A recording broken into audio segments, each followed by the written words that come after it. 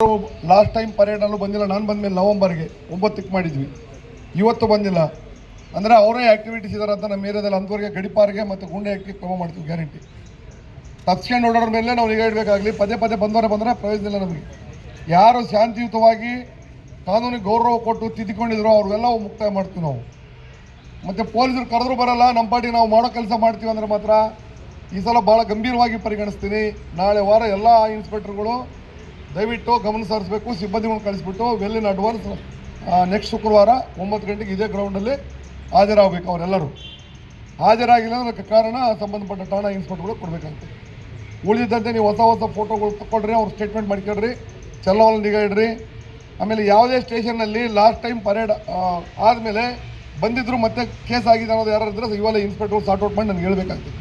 Last time parade ಮಾಡಿದ್ರು, rowdy ಪರೇಡು attend ಆಗಿದ್ದಾರೆ ಮತ್ತು ಈ ಪರೇಡ್ಗೆ ಬಂದಿದ್ದಾರೆ, ಅವ್ರ ಮೇಲೆ ಕೇಸು ಆಗಿದೆ, ಅಂಥವ್ರದ್ದು ಲಿಸ್ಟ್ ಔಟ್ ಮಾಡಿ ಕೊಡಬೇಕು. ಮತ್ತು ಹೋದ ಪರೇಡಿಗೆ ಬಂದಿಲ್ಲ, ರೌಡಿ ಪರೇಡ್ಗೆ ಮತ್ತೆ ಕೇಸ್ ಆಗಿದೆ ಅಂಥ ಡೀಟೇಲ್ಸು ನಾಗೇಶ್ ನೋಟ್ ಮಾಡಿಕೆ. ಇವೆರಡು ಹೋದ ಪರೇಡ್ಗೆ ಬಂದಿಲ್ಲ, ರೌಡಿ ಪರೇಡ್ಗೆ, ಮತ್ತು ಈ 3 ತಿಂಗಳಲ್ಲಿ ಏನಾದರೂ ಕೇಸ್ ಆಗಿದೆ ಅವ್ರ ಮೇಲೆ ಒಂದು ಗ್ರೂಪು. ಇನ್ನೂ ಒಂದು ಗ್ರೂಪು ರೌಡಿ ಪರೇಡ್ಗೆ ಹೋದ ಸಲ ಬಂದಿದ್ದಾರೆ, ಈ ಸಲನೂ ಬಂದಿದ್ದಾರೆ, ಆದರೂ ಕೇಸ್ ಆಗಿದೆ ಅವ್ರ ಮೇಲೆ. ಅಂಥವ್ರದ್ದು ಸಪ್ರೇಟ್ ಸಾರ್ಟ್ ಔಟ್ ಮಾಡಿ ಅಂತ ಕರ್ಕೊಂಡ್ಬರ್ಬೇಕು.